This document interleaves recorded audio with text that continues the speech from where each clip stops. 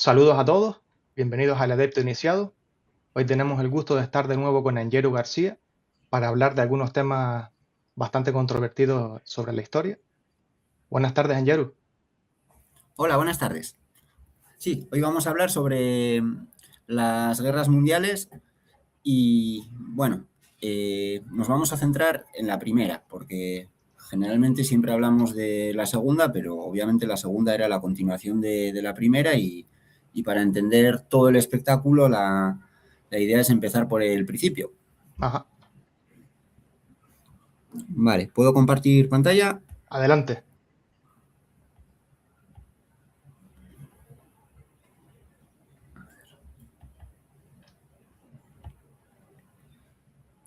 Bien, ahí estamos. Un momento. Sí, Bien, he puesto el mapa de los dos bandos que en teoría se enfrentaron en la Primera Guerra Mundial y generalmente cuando nos enseñan este mapa, bueno, vemos que el bando central, ¿no? Que es el bando perdedor, es Alemania, el Imperio Austrohúngaro, también está Bulgaria, pero bueno, sobre todo el Imperio Alemán, el Imperio Austrohúngaro y el Imperio Otomano.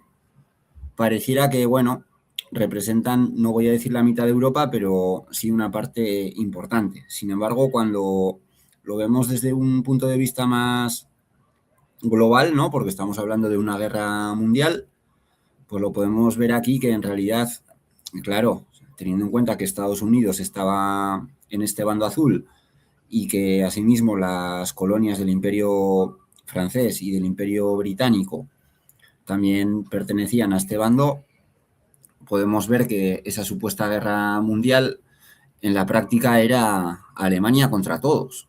Porque cuando digo Alemania, vamos a ver que el imperio austrohúngaro aportó muy poco, ¿no? Y que, bueno, el imperio otomano prácticamente nada tampoco. Entonces, hablamos de una guerra mundial, pero hablamos de un país que no representa ni el 1% del territorio mundial, incluso con estos dos juntos, no creo que no llega al 1% del territorio mundial, tampoco representaba ni el 2% de la población. Y bueno, entonces, para empezar hay que verlo en el contexto, ¿no? Lo primero que diría es que en aquella época el gran imperio era Inglaterra. Se supone que la guerra mundial, la primera guerra mundial, los dos grandes imperios son el establecido que era Inglaterra y Alemania que estaba creciendo y que por eso es el choque entre ambos imperios, ¿no? Aunque en realidad para aquella época ya Estados Unidos no podría decir que en todos los sentidos era mayor o más importante, pero con la tendencia que tenía estaba claro que en unos pocos años iba a ser el principal imperio, ¿no? Entonces, bueno, he querido poner este mapa para comenzar, para no confundir entre la Primera Guerra Mundial y la Segunda, en la que en realidad, bueno, los bandos son parecidos, ¿no? Porque en la Segunda también tenemos este bando acá, no tenemos al Imperio Otomano, pero tenemos a Italia que cambia de bando, ¿no? Entonces, bueno, ahí tenemos el mapa. Como vais a ver, en realidad esto es lo de menos, porque vamos a ir viendo que todos los imperios estaban dirigidos por los mismos. Y cuando digo todos, es todos. Vamos a empezar por Inglaterra, que como digo era el imperio hegemónico en aquella época, ¿no? Entonces podemos ver que el Banco de Inglaterra, al igual que el Banco de Francia y Alemania, no comenzó como banco estatal ni como empresa de la corona, sino como banco privado, controlado en buena medida por la dinastía banquera europea que se había instalado en forma familiar en Inglaterra. Francia, Alemania, Austria e Italia. El clan Rothschild, junto con sus asociadas Kunloev, Lehmann, Warburg. Bueno, podemos ver que obviamente todos los asociados, pues casualmente eran cabalistas, ¿no? Estos eran Abraham, Salomón, Jacob, sí. eso en los Kunloev. Luego en los Lehmann tenemos que también eran cabalistas y los Warburg, obviamente también. Entonces, bueno, los más famosos son los Rothschild. No me voy a detener ahora con todo el tema de las guerras napoleónicas, ¿no? Porque si no tendríamos que hacer otro video exclusivamente sobre ello, creo. Sí. Pero bueno, aparece claramente que los Rothschild en el siglo XIX o hasta la Primera Guerra Mundial, pues eran la familia bancaria más importante. Fueron ellos los que financiaron el bando inglés en la batalla de Waterloo contra el bando de Napoleón, que ya sabemos que los dos están dirigidos por los mismos. Y bueno, pues la leyenda de los Rothschild es... ellos sí se merecen un vídeo aparte, ¿no? También.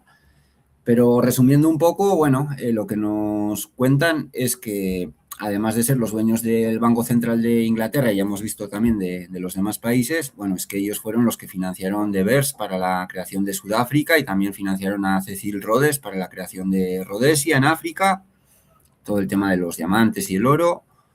Eran ellos, en la práctica, los que controlaban la India anteriormente con la Compañía Británica de las Indias Orientales, y asimismo eran los dueños de los campos de Bakú, ¿no? De los del Cáucaso, y bueno, estaban metidos en todo, en absolutamente todo, obviamente también en el tema de la construcción del Estado de Israel. Estos son los más famosos y bueno, los que le hacían la competencia en cuanto a importancia eran los Sasson, que eran una de las dinastías más famosas y más ricas del mundo, eran los tesoreros de Bagdad, se conocían como los Rothschild de Oriente. Vamos a ver mucho Rothschild, ¿no? A lo largo de la presentación. Vale. Y bueno, estos son los que hicieron el gran imperio en Asia, los mayores narcotraficantes de toda la historia, y al final sí es cierto que ellos se unieron con los Rothschild, ¿no? Entonces, al final, hoy en día es la misma familia. No sé dónde lo indica por aquí, pero así aquí.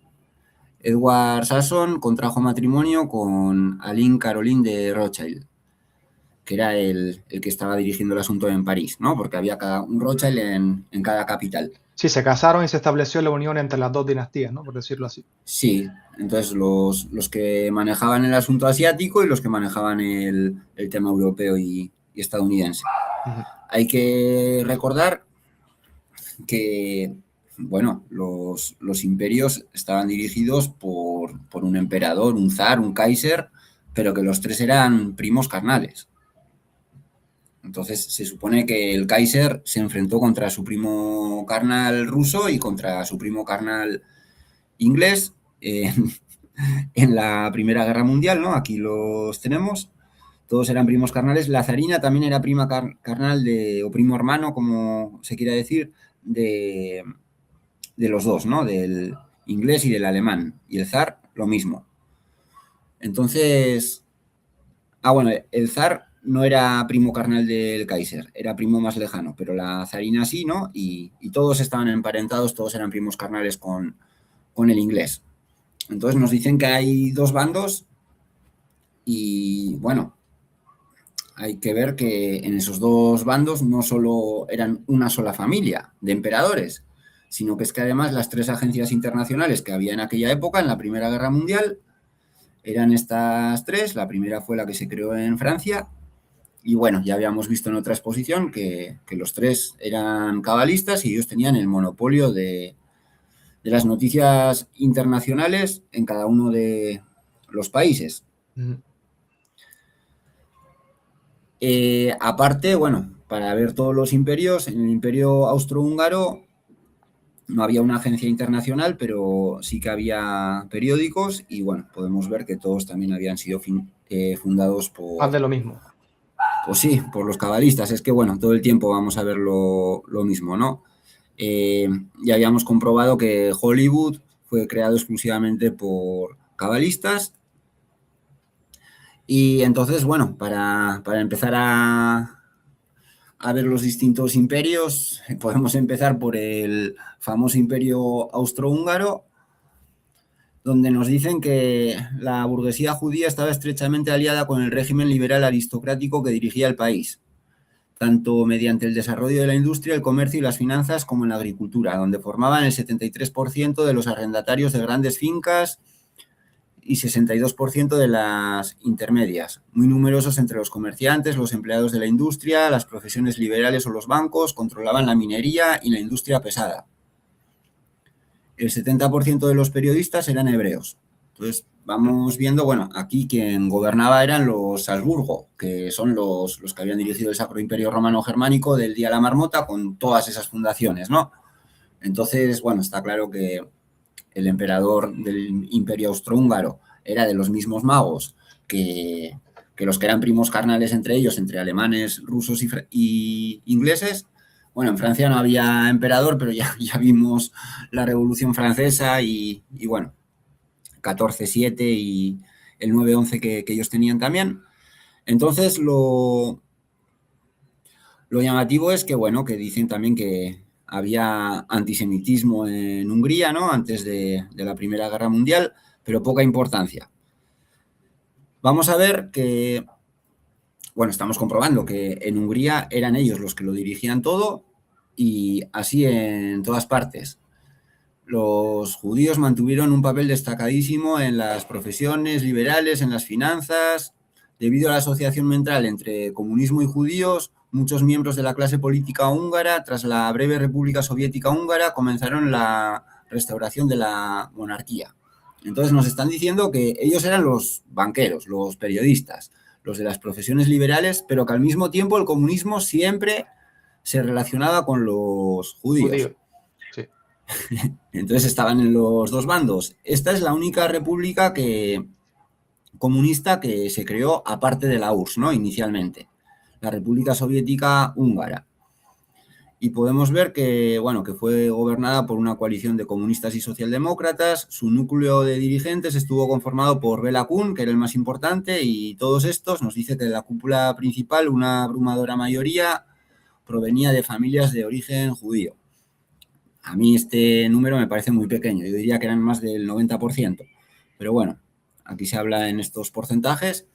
Ellos eran el menos del 5% de la población de Hungría, pero bueno, como estamos comprobando, no importa si hablamos de liberales, de arrendadores de fincas, de periodistas, de banqueros o de comunistas. Ellos estaban en todos los bandos y bueno, podemos ver que en el bando comunista alemán, que estaba al lado de Hungría, los principales líderes fueron estos 5 y de los 5, 4 se disfrazaban de judíos, los 4 más importantes.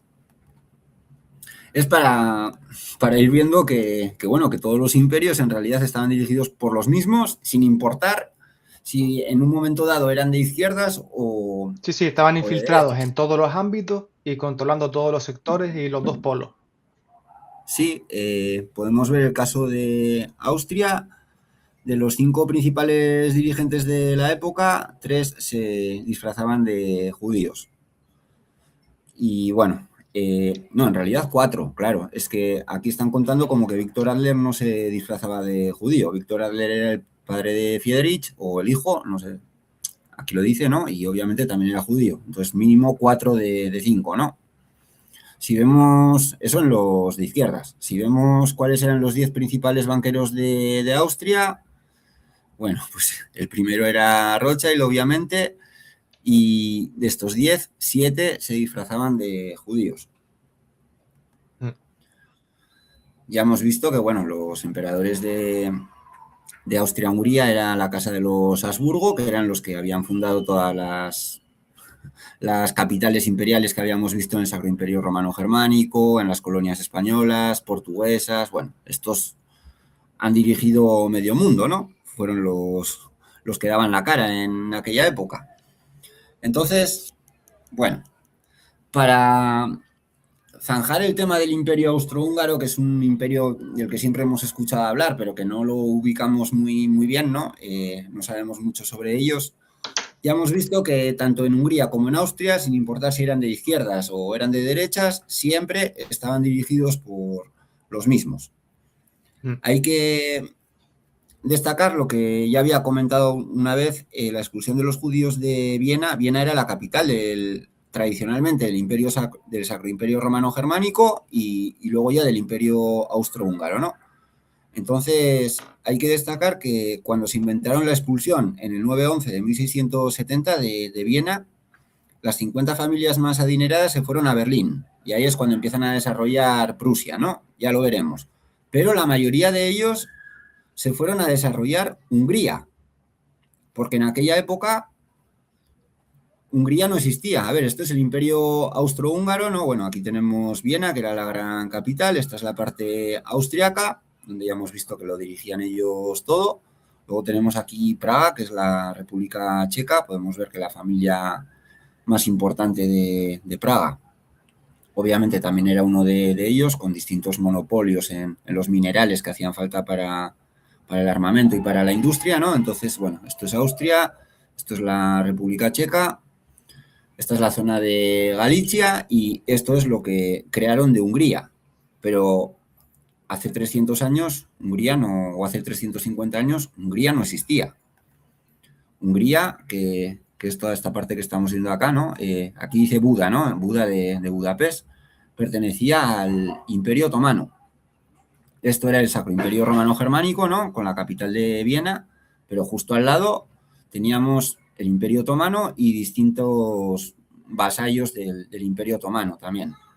Vale. Entonces, fue, bueno, para los musulmanes el 9-11 es el 11 de septiembre, ¿no? Porque ellos también lo ven al revés, como en inglés. Y fue en la batalla del 11 de septiembre de 1683 cuando los otomanos pierden tratando de invadir Viena y a partir de ahí empiezan a retroceder y sobre todo vuelven a retroceder cuando pierden el 9-11 otra vez de 1697 y empiezan a perder territorio y a medida que van perdiendo territorio es que se va creando aquí Hungría, ¿no? Para crear luego Austria-Hungría, ¿no? El Imperio Austrohúngaro.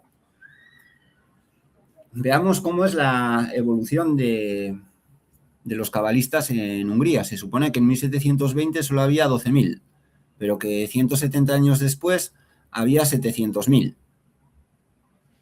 Entonces, ¿cómo es que crecieron tan rápido? Obviamente, a medida que Hungría iba tomando todos estos territorios dirigidos por cabalistas del Imperio Otomano, esos mismos cabalistas se convertían en cabalistas húngaros. Y por eso es que la población aumentaba en menos de 2 siglos de 12.000 a 700.000. Además, bueno, aquí os voy a explicar el ¿Cómo, cómo, comodín. cómo fue eso? ¿Puedes, por favor, de nuevo explicar eso? ¿Ese aumento a qué se debió? Que no me quedó claro. Sí, dicen que la población de Hungría pasó de 12.000 a 700.000. Sí, Entonces, lo que sucede es que inicialmente Hungría era aquí un pedacito que ni se ve, ¿no? Que prácticamente ni existía y fue que a medida que le iban quitando todos los territorios al Imperio Otomano, que se fue creando Hungría en lo que es esto, ¿no? Más o menos, lo que estoy marcando. Entonces, claro, dicen, la población de Hungría crece de 12.000 a 700.000. Claro, porque es que Hungría va creciendo en territorio y a medida que va claro, vale, vale. incorporando este territorio, ¿no? Ahí están los cabalistas del Imperio Otomano. Vale, vale, por una cuestión de ampliación de territorio, ok. Sí, porque todo esto era Imperio Otomano. Entonces, Discúlpame, sigue, por favor. sí, sí, sí. Ellos lo ocultan un poco esto y usan el comodín que te decía que en caso de duda, invéntate unos cuantos judíos en Galicia. Galicia es la región de la frontera entre Polonia y Ucrania, hoy en día lo que es la ciudad de Leópolis, Liev y todo eso. En la parte polaca, Cracovia, ahora lo vamos a ver en el mapa. Entonces ellos siempre se inventan judíos en esa zona realmente pequeña, ¿no? Que, bueno, como estaba, que una parte pertenecía a Ucrania, que una parte pertenecía a Austria, que otra parte pertenecía a Hungría, que luego la coge el zar, que en realidad era polaca. Entonces ellos siempre en cada uno de los países dicen murieron no sé cuántos judíos más en Galicia y los van contando como si hubiesen muerto en Polonia, en Ucrania, en Austria, en Hungría, en Rusia, ¿no? Vale. Pero entonces cada uno de ellos muere más o menos 6 veces. Ese es el cálculo que podemos hacer, ¿no? Y bueno, podemos ver, por ejemplo, en la Primera Guerra Mundial, o sea, digo Galicia porque esta parte de aquí del Imperio Austrohúngaro es lo que se llama Galicia, ¿no?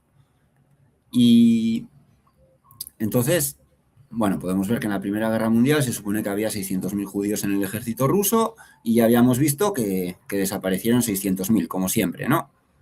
Entonces, bueno, a veces la historia oficial se contradice y dice que fueron expulsados por los austriacos, otros dicen que fueron expulsados por los rusos. En teoría, más fueron expulsados por los rusos hacia Siberia, que dicen que luego que murieron ahí, ¿no? Esos 600.000.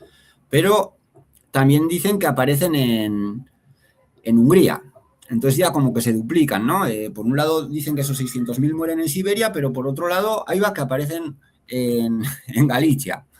Podemos ver que la región de Galicia, que en aquella época pertenecía al Imperio Austrohúngaro, la población urbana era del 15% y el 10% de la población era cabalista, ¿no? Entonces ellos, como casi siempre están en las ciudades, dirigían pues todas las capitales del este de Europa, ¿no? Ya lo habíamos visto en el caso de los polacos y de los lituanos. Podemos ver que en la zona esta zona que no está muy claro nunca a quién pertenece, pues era la zona con más judíos por kilómetro cuadrado del mundo, probablemente, en aquella época, y en todas las ciudades eran los que lo dirigían todo, ¿no? Porque si con un 5% ellos lo dirigen todo, imagínate cuando son un 25%.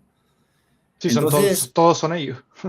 sí, porque, o sea, es que teniendo en cuenta que no todos se disfrazan de judíos, si decimos que aquí en Cracovia eran el 25%, significa que magos eran 30 o 40%, el resto eran sus sirvientes, ¿no? Vale, sí, sí.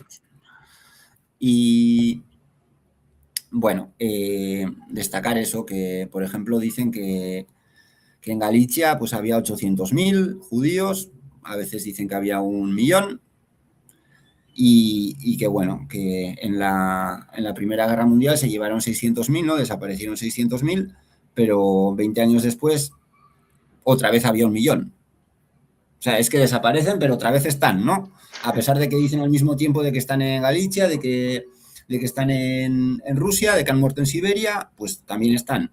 Y son 600.000. Entonces llegan, o sea, son 1.000.000 y llegan los nazis y matan a 600.000 en Galicia, la mayoría de ellos en el campo de concentración de Belzec, donde en Belzec también dicen que mueren 600.000, y la mayoría dicen que eran de Galicia, ¿no? Entonces, bueno, es que este es el bando, o sea, el frente oriental de la Primera Guerra Mundial. Hay dos frentes, el occidental y el oriental. El oriental es todo el tiempo alrededor de Galicia, donde están todos los cabalistas. La guerra siempre se da donde están ellos lo dirigen todo.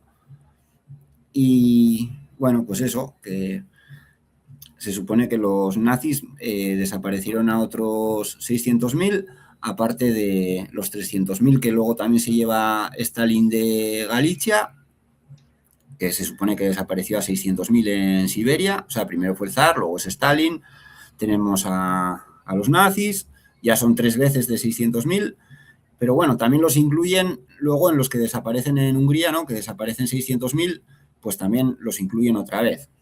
Los incluyen en Ucrania y al final entonces nos dicen que había 1.000.000, desaparecieron 600.000 con el zar, desaparecieron 600.000 con Stalin, desaparecieron 600.000 con los nazis, pero actualmente hay 3 o 4 millones. Entonces, con esto ya nos podemos hacer a la idea de lo absurdo que es todo lo que nos cuentan de la Primera Guerra Mundial.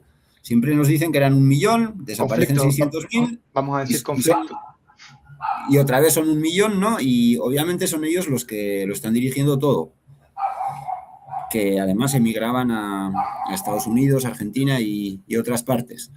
Entonces, bueno, Galicia era esta parte de aquí, ¿no? Que es la zona donde más se combatió en la Primera Guerra Mundial, en el frente oriental.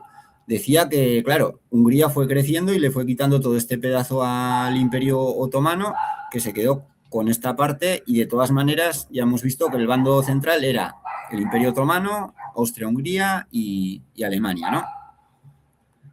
Entonces, bueno, veamos el legendario Imperio Otomano.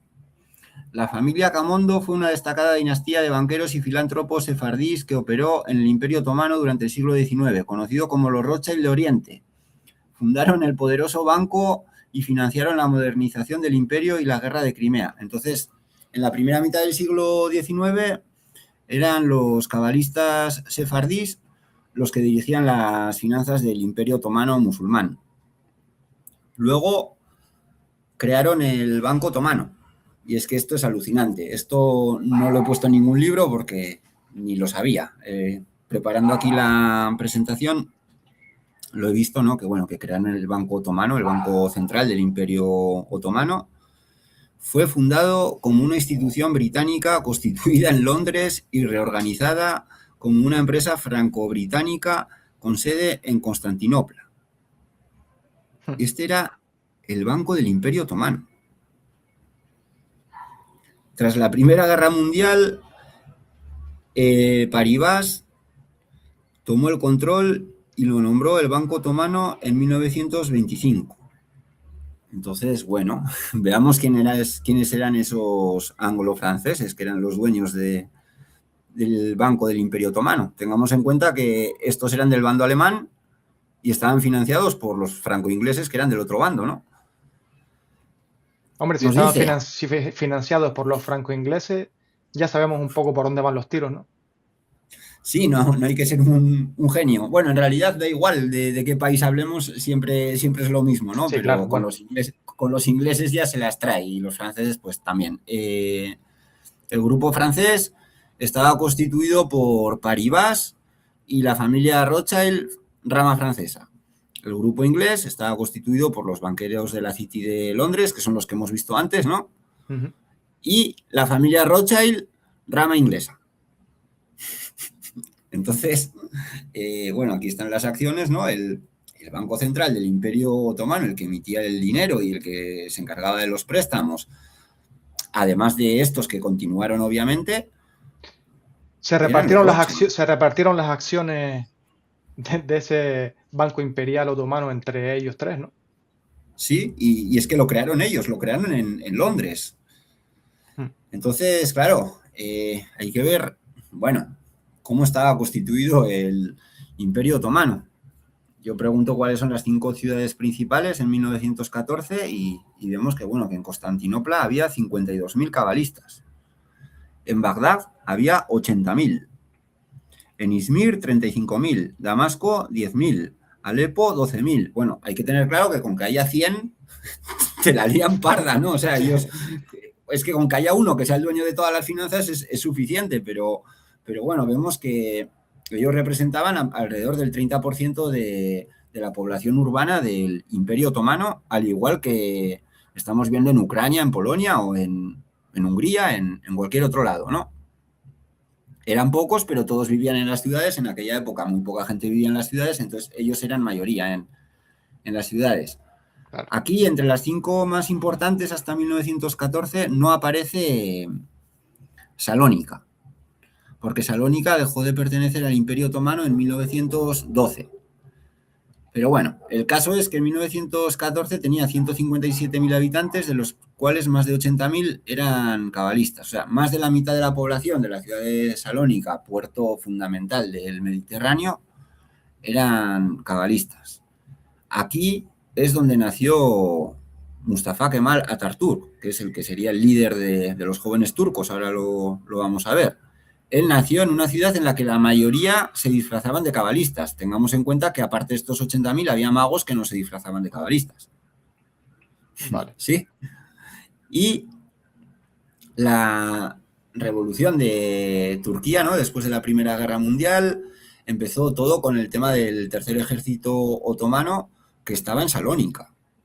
Y la revolución de los jóvenes turcos, bueno, pues dirigida por que eran de Salónica, donde ya vemos que la mayoría de ellos eran magos.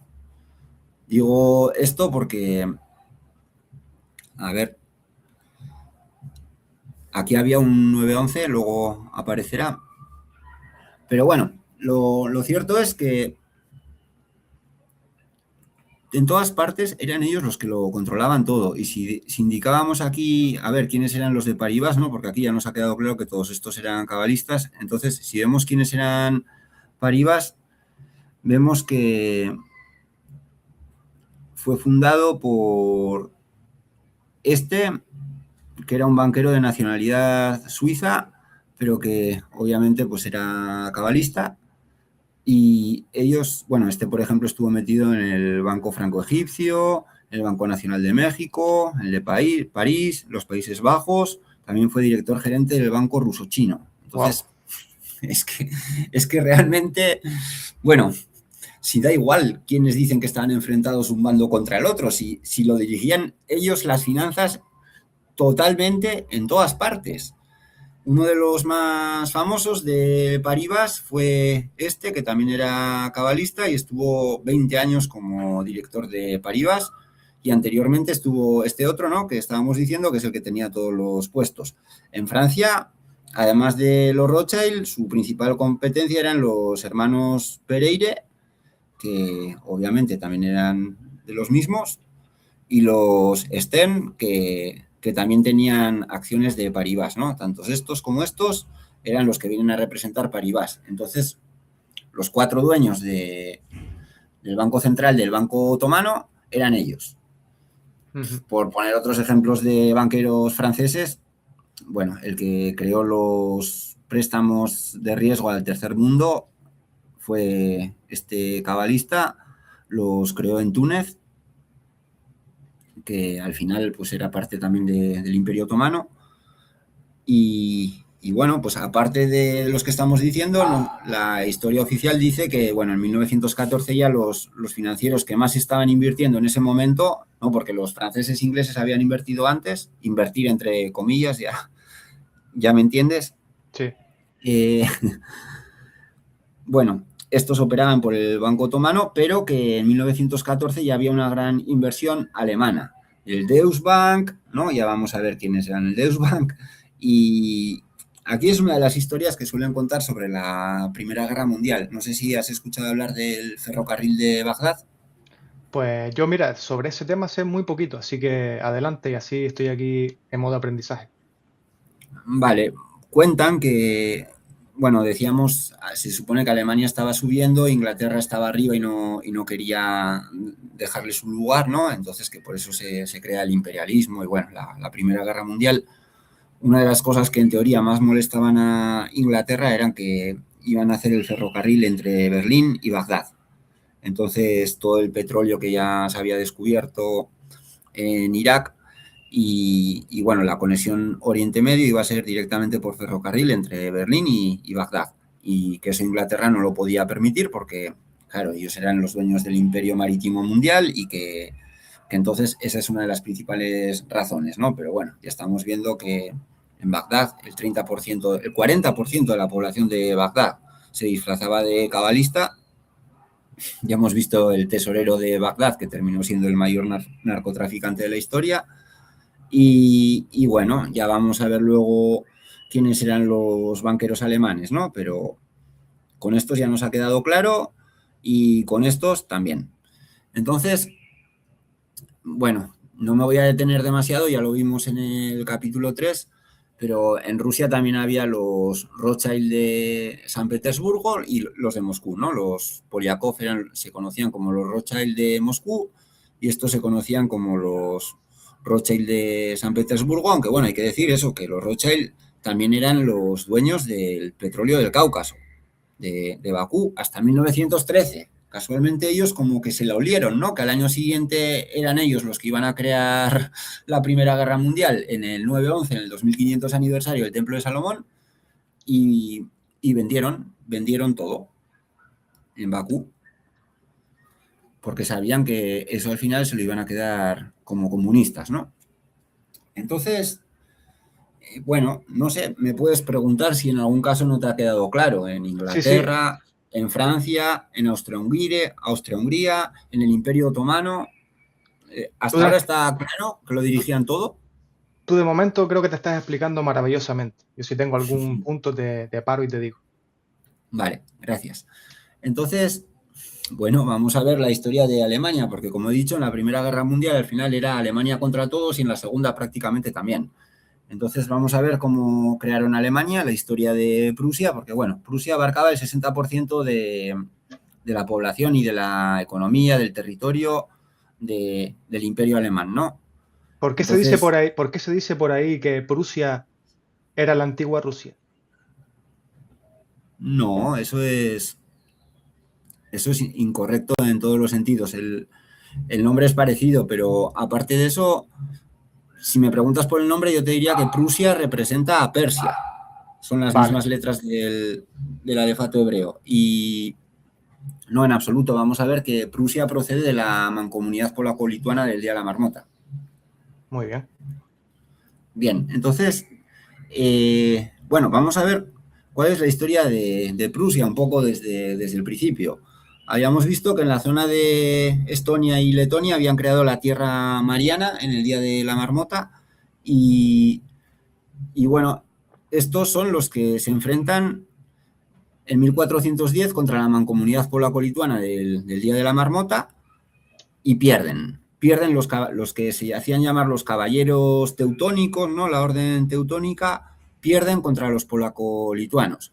Entonces se quedan en un territorio pequeño llamado Prusia, ya vamos a ver que era realmente pequeño, y que se quedan como vasallos de los polacos. O sea, dividen Prusia en dos. Prusia Oriental, que queda como, vamos a decir, una autonomía, con cierta autonomía de los polacos, Ujú. y Prusia Real, la occidental, que directamente pertenecía a Polonia.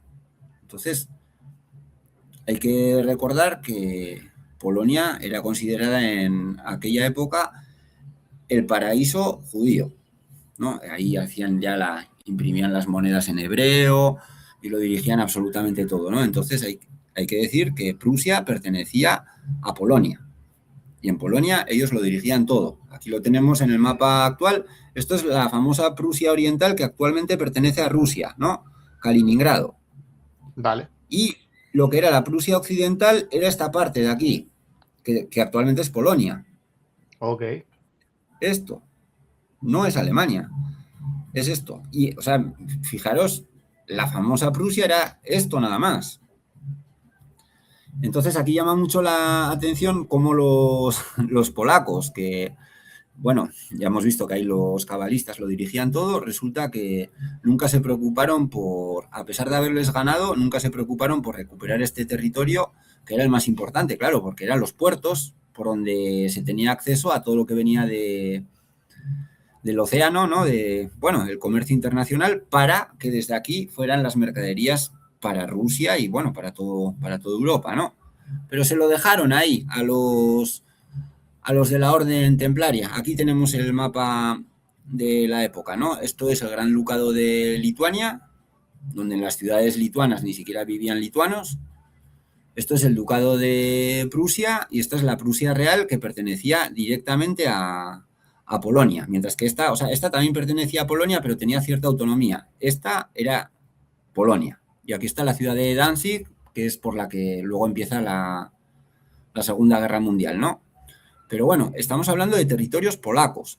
Esto ya sí es el Sacro Imperio Romano Germánico, ¿no? Vale. Entonces, en los caballeros teutónicos, el que dirigía Prusia se conocía como el Gran Maestre. Es que hablar de masonería, de judíos, de templarios, es todo lo mismo. Eran vasallos de la corona polaca y bueno, tenían que ser, estaban subordinados a los polacos y debían jurar lealtad y rendir vasallaje a los polacos. Entonces, en el siglo XVI, bueno, ya se consolida la situación de lo que os estoy explicando y en teoría ahí no había cabalistas. O sea, ya hemos visto que el imperio austriaco, que era el Sacro Imperio Romano Germánico anterior, todas las finanzas las dirigían los cabalistas. Pero se supone que cuando crean este territorio de Prusia, ahí rodeado por Polonia, donde en Polonia era el paraíso judío, se supone que no, que ahí no había judíos cuando empiezan a crear Alemania. Eso en el siglo XVI, ¿no? Cuando empiezan a crear Prusia, mejor dicho. Pero ya en el siglo XVII, todos, absolutamente todos los banqueros de Prusia pasan a disfrazarse de judíos. Hay que recordar que la historia militar de Prusia empieza en el 30 de julio de 1656, que era el 9-11, ¿no? Ya lo habíamos visto, esto es lo del año del diluvio. Y bueno, entonces podemos ver, a ver, los principales banqueros y financieros del siglo XVII en Prusia, que también era conocido como el electorado de Brandenburgo, esto lo explico ahora, la totalidad eran judíos. O sea, la totalidad de los banqueros de Prusia y Brandenburgo, esto es Berlín ya, todos eran banqueros. Entonces, ¿qué es lo que sucedió? Que al principio teníamos este territorio pequeño, ¿no? Y más al oeste, por aquí, está Brandenburgo, Berlín, que pertenecía al Sacro Imperio Romano Germánico. Hay una unión dinástica aquí, en 1618, se unen el Ducado de Prusia, que pertenecía a Polonia, y Brandenburgo, Berlín, que pertenecía al Sacro Imperio Romano Germánico. Entonces, claro, los emperadores consiguen en 1700, ahí en un tema de la Guerra de Sucesión Española, consiguen que se apruebe que Prusia es un reino. Entonces, claro, el rey de Prusia, Ya en vez de puedo, presentarse ya como... podría unirse ya. Sí, ya no tenía que decir que era rey de Prusia y príncipe elector de Brandenburgo. Ujú. Él decía, yo soy rey de Prusia y Brandenburgo, ¿no? Y él se nombraba como rey de todo, aunque en teoría el único que podía ser rey era el rey del Sacro Imperio Romano Germánico. Así es como lo van separando, ¿no? De un imperio que ellos controlaban, van haciendo todo este montaje y, bueno, Y de ahí salió dicen... Alemania. Sí, sí, sí, ahora va a salir de ahí, ahora va a salir de ahí Alemania. Pero bueno, lo que te decía, en el siglo XVI dicen que, bueno, el tesorero del emperador sí era judío, pero que en general no había mucho tema, ¿no? Pero luego ya vemos que en el siglo XVII todos los que financiaban Prusia, que es de donde sale Alemania, aquí ya están incluidos los de Berlín y Brandenburgo, todos se disfrazaban de judíos. En el siglo XVIII, más de lo mismo, ¿no? Nos dice que la inmensa mayoría eran judíos o descendientes de familias judías, de todos los banqueros privados e instituciones que operaron en Prusia en la segunda mitad del siglo XVIII. Entonces, está claro que son ellos Sí, sí, sí, eso ha los que crean quedado. Prusia. Sí, sí, sí, quedó clarísimo. Lo vemos en el siglo XIX. La gran mayoría de los principales banqueros de Prusia eran de origen judío. No sé por qué dicen la gran mayoría. En este caso eran todos, otra vez. Este era el banquero de Bismarck. Cuando nos hablan de la creación de Alemania, el personaje más importante de la historia es este, Bismarck, que venía a ser el primer ministro del emperador, ¿no? Entonces, es que el banquero de Bismarck era este de aquí. Y ahora nos vamos a detener, ¿no? Pero bueno, que sí, que el 80% de los banqueros privados de Prusia y en general de Alemania tenían raíces judías, ¿no? Aquí nos dice, pregunto, principales banqueros de Alemania ya, bueno, ya hemos visto toda la historia, ya llegamos a 1914, ¿no? Empieza la guerra. ¿Cuántos eran judíos? Y me dice que de los 4 grandes bancos comerciales de Alemania, 3 eran judíos, ¿no? Y que, bueno, que luego había aparte otros que, bueno, son los mismos que aparecen aquí, porque es que da igual si hablamos de un país o de otro, ¿no? Mm. Pero, bueno, decía 3 de los 4, entonces yo le pregunto, pero imagínate, John, había un banco alemán que no pertenecía a un judío. Entonces, igual yo pensé, mientras preparaba esta exposición, igual estoy equivocado, porque mira, aquí solo dicen que el 25% de la banca alemana pertenecía a los judíos, a pesar de que ellos eran el 1%. Sí. Y solo 3 de los 4. Entonces, Viste que eso no te cuadraba mucho y decidiste investigar qué pasa con el que no encajaba, ¿no? sí, entonces, bueno, resulta que era este de aquí, pero cuando yo lo leí, pues claro, es que este también pertenecía a los Oppenheim. que también eran judíos. Entonces, bueno, vamos a aclarar que en Alemania eran todos, por ley. Los banqueros siempre eran judíos desde el siglo XVII hasta la Primera Guerra Mundial. Y eso, me voy a detener con Blaise Roder, porque se supone que en Alemania la familia Rothschild desapareció, que el barón Rothschild de Alemania no tuvo hijos y que entonces ellos en Alemania no estaban, ¿no?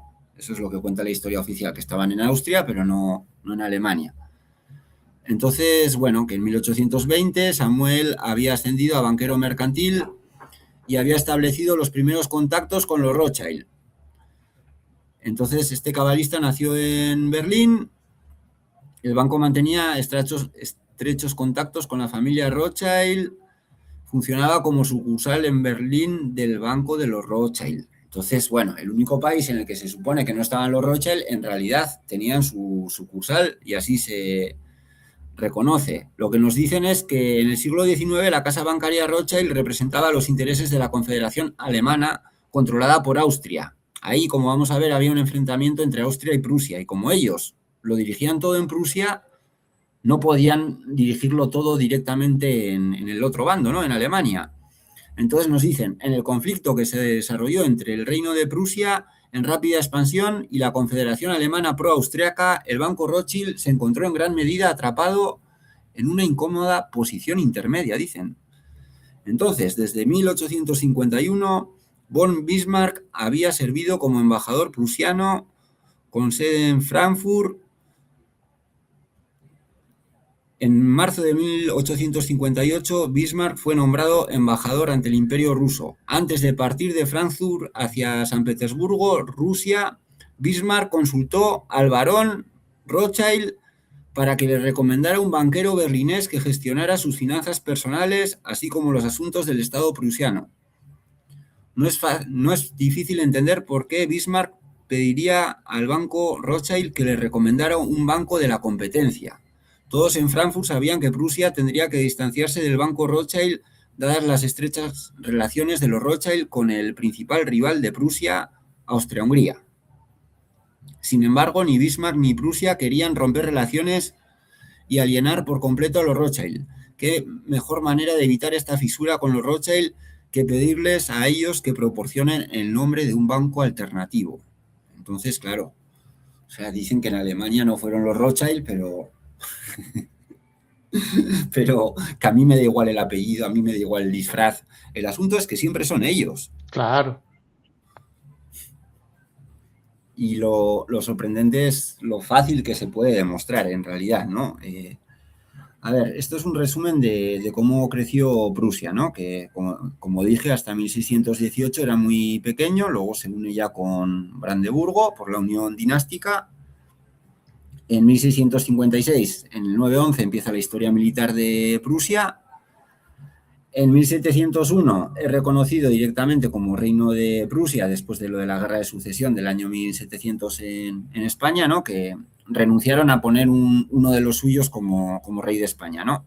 Entonces, a cambio de eso, Francia puso un Borbón. Esto es toda la película que nos cuentan. Y bueno, ellos pudieron crecer y unirse. Luego, en 1740 ya empiezan a quitarle territorio a los austriacos.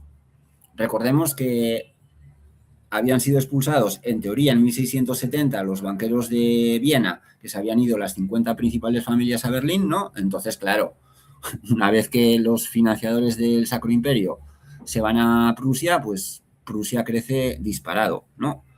Este es su principal adquisición territorial inicial, luego van quitándole territorio a Polonia, recordemos que ellos inicialmente pertenecían a Polonia, y luego en las guerras napoleónicas, cuando pierde Napoleón, le entregan toda la zona industrial de Renania, que estaba bastante lejos de Prusia, o sea, no tenían una frontera conjunta, pero le regalan la zona más importante en cuanto a minería para que desarrolle toda su industria y se vaya desarrollando el imperio prusiano, cuya fecha clave es cuando ya se enfrentan a Austria, ¿no? Para ser ya la potencia hegemónica de Europa. Porque Austria siempre quería dirigir a los demás ducados, reinos, etcétera, que había de principados alemanes que había del Sacro Imperio Romano Germánico, siempre los habían dirigido. Entonces la batalla era que Prusia quería manejarlos para crear Alemania, pero excluyendo a Austria. Entonces, bueno, pues ya lo vimos, ¿no? Fue la batalla del 21 de julio del año 1866, que era el 9 de Av, cuando Prusia se rinde, o sea, cuando Austria se rinde ante Prusia.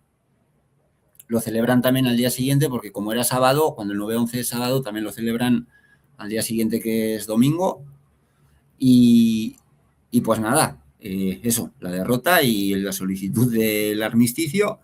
Y luego, una vez derrotaron a Austria, bueno, se supone que los franceses también se oponían a la creación del Estado de Alemania. Entonces derrotaron a los franceses por primera vez en el 9-11 de 1870 y luego crearon el Imperio Alemán en 1871 en la Galería de los Espejos del Palacio de Versalles. Recordarás que te había comentado sobre esto Lo que... hablamos en el último vídeo, creo que eran 357 espejos. Sí, mira, sí, ahora que lo dices, he estado pensando en eso también. Te voy a dar una respuesta sobre eso que no supe decir la otra vez, pero no comentamos esto. Lo que comentamos es que Francia humilló a Alemania en el Tratado de Versalles y que luego en la misma fecha, unos años después, Alemania hacía que Francia se rindiera, ¿no? En el 22 de junio de 1940. Entonces, vemos que es que en realidad, mira lo absurdo de la situación, crearon el Imperio Alemán en París. En vez de hacerlo en Berlín, lo hicieron en París. Sí, sí, Aquí, sí. en el Salón de los Espejos. En un acto que cuanto menos resulta muy esotérico con toda esa cantidad de grandes espejos. Sí, en el 170 aniversario de la coronación del primer rey de Prusia, en ese mismo día de 18 de enero, que nunca lo he sabido decodificar muy bien.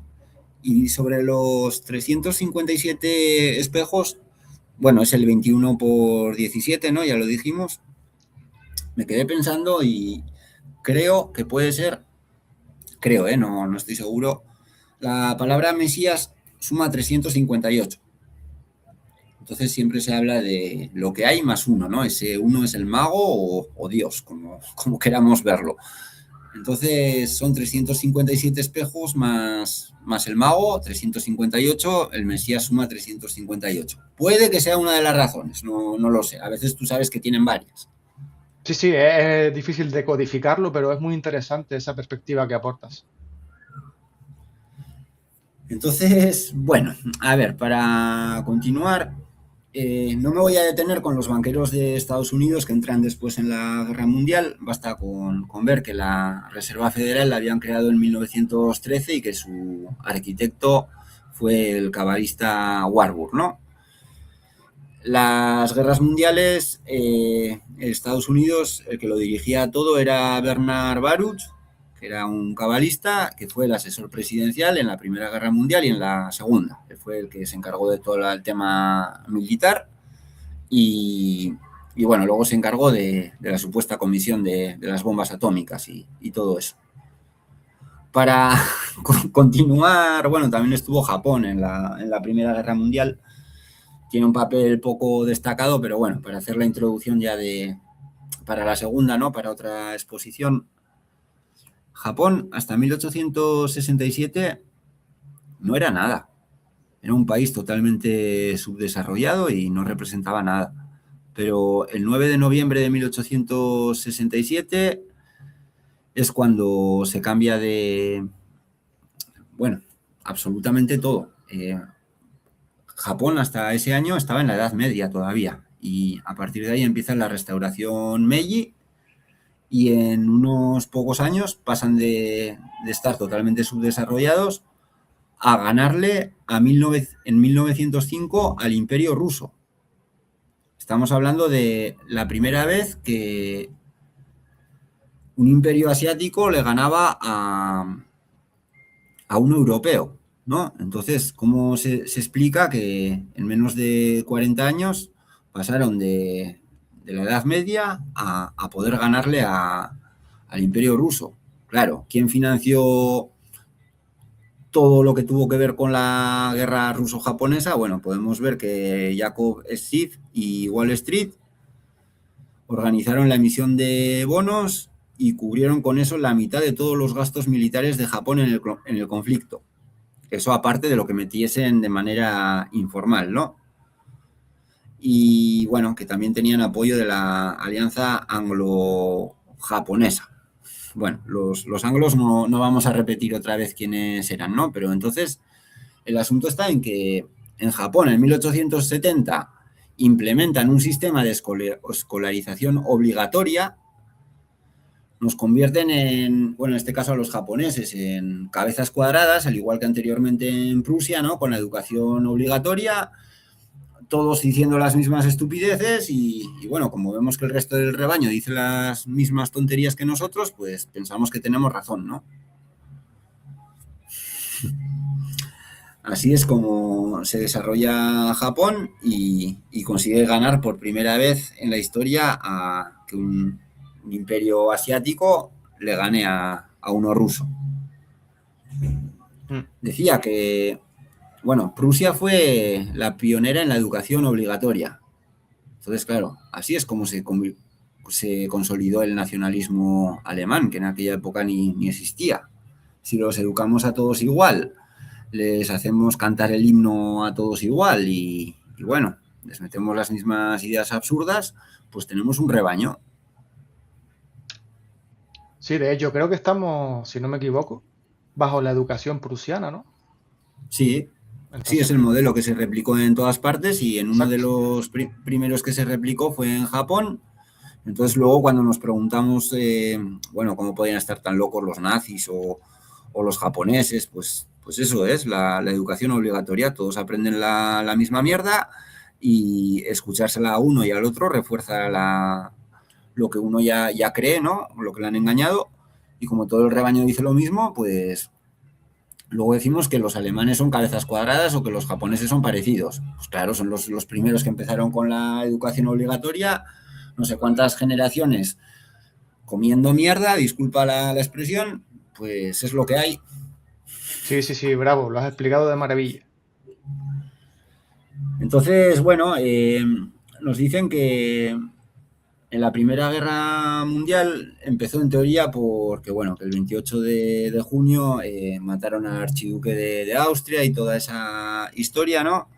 Y que, bueno, que ya hay un bando más, ¿no? Está el bando que era en contra de la guerra. Hemos visto todos los bandos de la guerra, pero hay un bando que eran los antiimperialistas, ¿no? Denunciaban que en realidad la guerra era por culpa del imperialismo europeo, ¿no? Los malvados banqueros que querían ganar más y financiaban la carrera armamentística y que por eso había que oponerse a la guerra. Pero claro, es que los que se oponían a la guerra, a ver, esta ya vimos que era cabalista, este también. Lenin al menos tenía un abuelo cabalista y él hablaba yidis, que es el idioma de los cabalistas. Este ya hemos visto que también era cabalista, este no lo recuerdo. Entonces, este bando antiimperialista que denunciaba el imperialismo, claro, no se daban cuenta que los dirigentes del imperialismo, todos los banqueros eran cabalistas también. No se Es que daban cuenta. es el descojono padre, sí. Hablaban sobre la cuestión judía, ¿no? Lenin escribía documentos sobre la cuestión judía y decía que bueno, que sí, que había por ahí algunos judíos que eran ricos, pero que la mayoría del pueblo judío era pobre y que había que unirse y tal y cual. Y era como, pero qué judíos pobres, qué judíos pobres. A ver, todavía estoy esperando a que alguien me muestre un video de un trabajador de una fábrica que es judío. Sí, sí. No hay judíos pobres y la mayoría de la gente aspira a trabajar en una fábrica, ¿no? Entonces, o sea, no hay judíos pobres, nunca los ha habido en ninguna parte y siempre nos cuentan estas historias. No solo es una cuestión de que, bueno, creo que con las finanzas y con ver finanzas, prensa y emperadores primos carnales, creo que queda claro que lo dirigen todo en todos los bandos, ¿no? Pero por si no fuera suficiente, tenemos el libro negro del capitalismo, bueno, son las ideas de estos payasos, ¿no? Ya hemos visto que todos estos payasos también son de ellos, pero cuando aparece un texto interesante o una verdad entre tantas mentiras, hay que cogerla. Sí. Entonces vamos a ver lo que nos dicen en el libro negro del capitalismo. Capítulo 5 nos cuenta que las minas de hierro, esto es Primera Guerra Mundial, ¿no? De Bray-Thionville están a caballo entre las fronteras de Luxemburgo, Francia y Alemania. Sus propietarios eran la familia franco-alemana de Wendel. Esta cuenca era de una importancia capital en el desarrollo de la guerra. En un discurso pronunciado en la Cámara de Diputados después del conflicto, el 31 de enero de 1919, el señor Engelhardt diría: la región de Bray suministraba ella sola el 90% de toda nuestra producción mineral de hierro. Wow. El propio Poincaré, que era el presidente de Francia, escribió en otra ocasión: la ocupación de los alemanes de la cuenca del Bray supuso un auténtico desastre, puesto que puso en sus manos incomparables riquezas metalúrgicas y mineras de una utilidad inmensa para el beligerante que las detentara. Ahora bien, ocurrió un hecho extraordinario. El 6 de agosto de 1914, la cuenca fue ocupada por los alemanes sin encontrar ninguna resistencia. Más extraordinario todavía, el general de la división encargado de la defensa de esta región, el general Berroux, reveló posteriormente que su consigna contenía en un sobre que debía abrirse en caso de movilización, le prescribía formalmente abandonar Bray sin combate. Sí, tenía La verdad, órdenes de no resistirse. sí, y espera que acabamos de empezar. La verdad, conocida mucho tiempo después, era la siguiente: se había alcanzado un acuerdo entre algunos miembros del Estado Mayor y fabricantes de armas franceses para dejar la cuenca en manos de los alemanes. Con el fin de que la guerra se prolongase, los alemanes no habrían podido proseguirla sin el mineral de hierro y que los beneficios de los fabricantes de armas se vieran acrecentados. Que viva la legítima defensa en cuyo nombre se destripaba a lo largo y ancho de los campos de batalla. Pero esta historia verdaderamente edificante no termina aquí. Durante todo el conflicto no hubo una sola ofensiva francesa contra Bray. No fue, sin embargo, por falta de advertencias. Bueno, entonces ahora continuamos con la siguiente página, pero yo no sé si quienes nos escuchan recordarán lo que es la Primera Guerra Mundial, 4 años, sobre todo ahí en el frente franco-alemán, ¿no? En el occidental, la guerra de trincheras, más de 4 años. Yo tengo familia francesa, entonces de pequeño pues me contaron que en Francia había un solo pueblo en toda Francia que no tenía una tumba por algún muerto francés en la Primera Guerra Mundial. Todos los pueblos de Francia tuvieron soldados que murieron en la Primera Guerra Mundial, en un frente que estuvo 4 años inmóvil, desde agosto del 14 hasta agosto del 18, totalmente inmóvil en las trincheras. Y bueno, la batalla del Somme, distintas batallas en las que mandaban a la gente, pues eso, como en los tiempos antiguos, ¿no? De que mandabas una avalancha de, yo qué sé, de 50.000 soldados a tratar de coger una plaza, ¿no? Un territorio. Y claro, pues en la época antigua, pues tú atacabas en masa y aunque te disparasen, ya sea con flechas o luego ya con escopetas o lo que sea, con pistolas, si tú ibas muchos a la vez, pues llegabas, ¿no? Pero claro, en la Primera Guerra Mundial se habían inventado las ametralladoras. Entonces, claro, o sea, es que mandaban a 200.000 alemanes contra los franceses y vamos, los franceses arrasaban con los alemanes y luego lo hacían al revés, ¿no? Y entonces, o sea, iban allá muriendo por cientos de miles sin ganar un puto metro ninguno de los dos, todo alambradas y bueno, las trincheras y las ametralladoras, que claro, es que una sola persona con una ametralladora, pues imagínate, ¿no? Sí, claro. Cambia totalmente el método de combate y pasa de ser 10 contra 10 a poder ser 1 contra 50. Sí, tranquilamente. Pero las tácticas de guerra eran las mismas, o sea, querían hacer avalanchas como en los tiempos en los que no había ametralladora. Y pues imagínate cómo se descojonaban los banqueros cabalistas, ¿no? Con estos frentes en los que, o sea, realmente se mataban cientos de miles para ¿Cuál, no cre- ganar territorio cuál por era el nada. objetivo? ¿Cuál era el objetivo ese si realmente, como bien dices, no se ganaba territorio, pero se iban matando por cientos de miles entre los dos bandos? Entonces, mm, vamos a decir, ¿cuál era el objetivo de esa matanza? Aparte del negocio de la guerra, claro está. Pues en teoría la estrategia de los alemanes es que eran más que los franceses, pensaban que podían conseguir que en una batalla en la que morían, yo qué sé, 10 alemanes, muriesen en proporción 13 o 14 franceses, ¿no?